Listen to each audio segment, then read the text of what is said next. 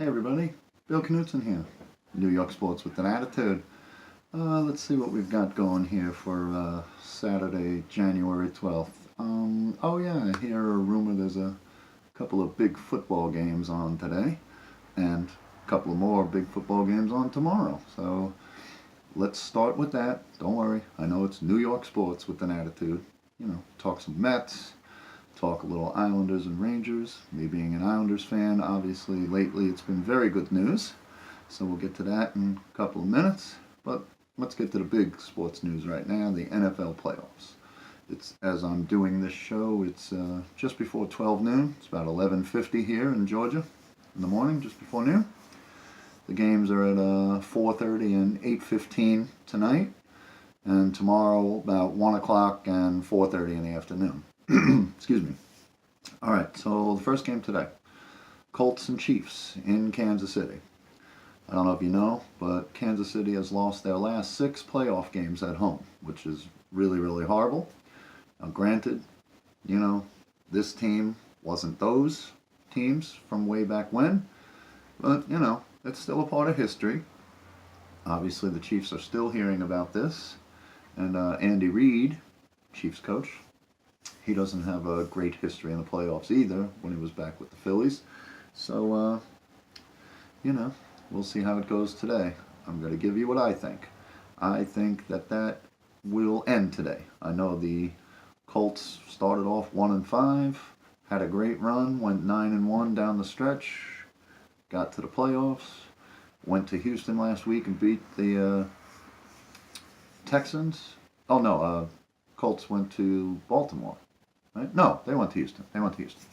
And they beat Houston, which was a good win.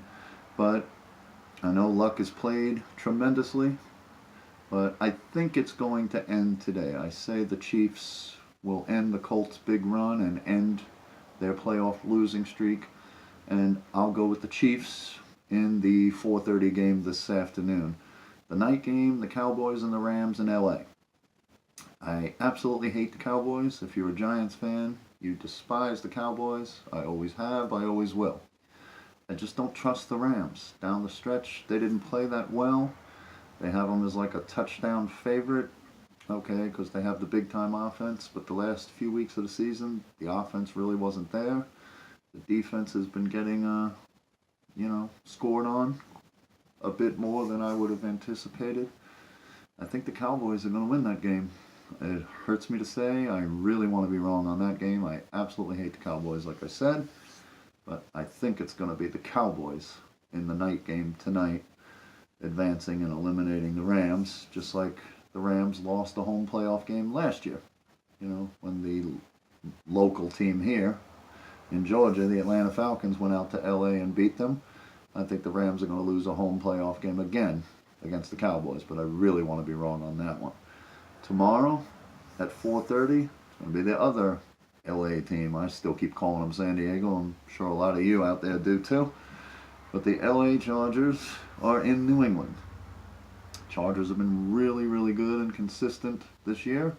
They went to Baltimore last week and basically dominated Baltimore till right near the end of the game when Baltimore got a couple of late touchdowns and made a game of it and had a chance. But Chargers pretty much dominated them all game and took the victory and sent Baltimore packing. Excuse me. But New England is New England the last 18 years. In this round, at home, in the Belichick-Brady era, the Patriots are 11-1 at home. They've only lost one game, and believe it or not, it was to the Jets a few years ago. It's the only game at home in this round that the Patriots have lost at home was to the Jets. I think it was in 2013, like 5 years ago. The Jets, okay. I know, but it's a fact. And the Patriots aren't quite what they've been, but it's going to be really cold up in Massachusetts tomorrow, from what I understand. And those California teams just don't do very well in the cold.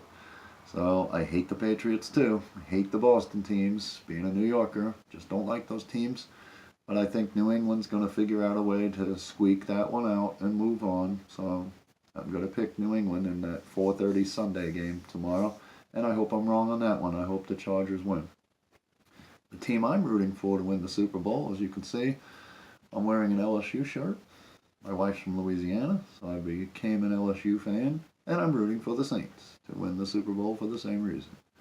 They are hosting the world champion Eagles, who, as you probably know, they won. They scored a last-minute touchdown in Chicago last week, and then Chicago's kicker with the double boink on a game-winning field goal attempt that hit the left upright, hit the crossbar, and bounced out.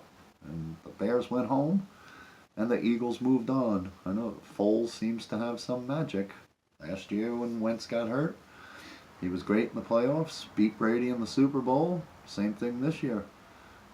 Wentz got hurt, and Foles came in and got the magic done last week in Chicago, like I said, with that last-minute touchdown, and then got lucky with the double boink on the field goal attempt. So, and what makes me nervous rooting for the Saints is Saints and Eagles already played in New Orleans about a month ago, 4 weeks ago, whatever it was, and the Saints absolutely destroyed the Eagles. So you might be thinking, well, Saints are home again, number 1 seed. They've already destroyed this team, so should be easy. I'm kind of thinking the opposite. I'm kind of thinking the Eagles are going to come in super hyped. Obviously, if you're not super hyped for this game, there's something wrong with you. But I just think it's going to be a really, really tough game, unlike the first game. I'm going to say because the game is a home game, and as you know, it is really hard to be a repeat champion in the NFL. Hasn't been done in 15 years. 03-04 was the last time when the Patriots won back-to-back Super Bowls. It's very difficult. I'm going to give a slight edge to the Saints in this game, but I think it's going to be a really tough game, and I won't be surprised at all if the Eagles win. But I'm going to give the edge to the Saints.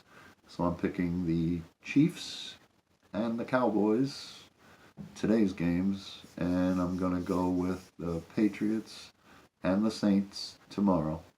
But on the Cowboys and the Patriots picks, I hope I'm wrong on both of them. All right, so we're going to move on, talk a little bit of Mets, here in January. I'm kind of excited what they're doing. We got Cano and Diaz from Seattle month and a half ago, whatever it was. Cano obviously can hit, obviously can play great defense. There's been some issues about him not hustling all the time. I get it. And he's about to turn 37 if he hasn't already. I get it. It's a big-time contract. But he's a big name and a big bat and a good defensive player for hopefully a couple of years. So I like that. Diaz had like 50-something saves last year, something like that. Throws like upper 90s, is really dominant. Hopefully he can be a dominant closer. I liked getting Familia back as the 8th inning setup guy, and he really wanted to come back, and I think he feels he has something to prove because, he failed in some big moments, especially back in 2015 in the World Series, but he also had some help in those failures, but, I think he wants to redeem himself, and he definitely wanted to come back to the Mets, so I liked the back end of the bullpen. We still have some issues in the bullpen, but I like that. The other day we got an all-star from Oakland, Jed Lowry. Now, granted, he's going to be 35 by the time the season starts or right after the season starts, but he's a good hitter, good defensive player. He can play second, short, and third, from what I understand, so I think he's going to be starting. We're a little old there, 35, and Cano 37, but I think for the next year or two, they're going to be good. Rosario's going to be at short, and hopefully our stud prospect, Peter Alonso, will be at first base. Now, I'm a little disappointed because McNeil was so good for us, and obviously we have Frazier at third base, so can McNeil turn into a super sub that can play, come off the bench and play second, play third, maybe a little shortstop, pinch hitting, something to that effect? Or is Lowry going to play third and Frazier's going to be on the bench? I don't know. But I like getting Cano. I like getting Lowry. Hopefully, McNeil will get playing time, second, short, third, backing up, filling in for people, because obviously he showed he can hit. And I don't know about Frazier. I don't know what we're going to do with Frazier, if we trade him or whatever. But I hope Alonso, with his big bat, I know he's questionable defense, but we haven't had really anybody great defensively at first base anyway in a while. And Alonso's bat is going to be big. The outfield, I don't know. Wasn't that excited about getting Keon Braxton. He brings some speed and defense, yes, but he doesn't hit. And, we had enough guys that can't hit in the lineup. I don't like that. Lagares, he just can't stay on the field. He's a good defensive player, but when he gets to play, he doesn't hit that much, and then he always gets hurt. And I'm not counting on Cespedes. He's going to be out till at least the All-Star break, if not more. But I'm not counting on him for anything. We need Conforto and Nimmo out there. And, maybe Braxton and Lagares can, maybe they can alternate or something. They're both good defensively.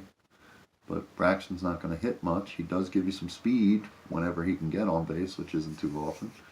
Lagares has some speed, and he's going to give you his best, but always gets hurt, so center field's kind of questionable. I'm still hearing rumors occasionally about Harper. I never believed it, still don't believe it. We're not getting Harper. But if they could pull that off, some Mets fans might not be happy, but he's a tremendous player, hasn't even reached his prime yet. So if somehow you could get him, that would be incredible, but I'm not counting on that. So hopefully we can get the second half of the year with Cespedes. I don't know.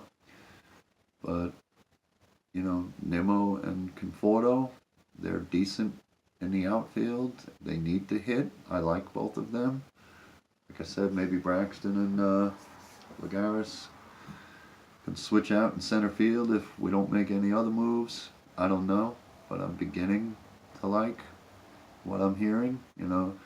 We just gave DeGrom, who's obviously awesome. He went from a little over $7 million. He's making $17 million next year.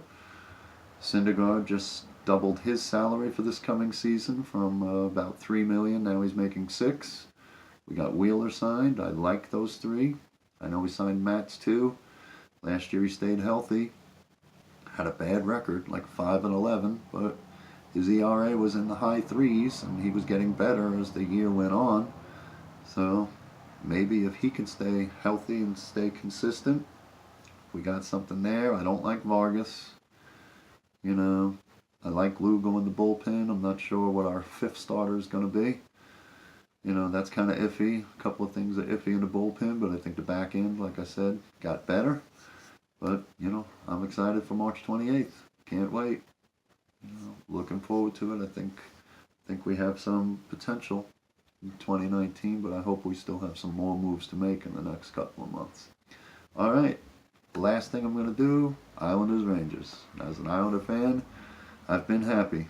The other night, we got our 6-game winning streak ended. I think that was Tuesday night. We lost at home to Carolina. But then we went right back, Madison Square Garden, Thursday night, and we beat the Rangers. And that was a beautiful thing. The Islanders won 7 out of 8, including beating the Rangers the other night. We're playing the Rangers again in about an hour on Long Island. I believe the game's on Long Island at the Coliseum. I don't think they're playing in Brooklyn today. I could be wrong on that, but it's a home game for the Islanders. And the Islanders have 52 points, and they have a playoff spot as we're speaking right now. The Rangers have 41. So I like the fact that when I look at the standings, the Islanders are 11 points ahead of the Rangers. Hopefully the Islanders will get that 2-game mini sweep in the home and home back-to-back games against the Rangers a little bit later. But I'm very happy with the way the Islanders have been playing. Hopefully they'll continue to play well and not hit a losing streak and give back the lead that they have on the Rangers and secure a playoff spot. And we'll see where we go from there. All right, so that's about it. That's all I've got for today. enjoy your weekend of plenty of NFL playoff football and whatever else you got going on. Thanks very much for watching. Have a great weekend, and we'll catch you next time. See ya.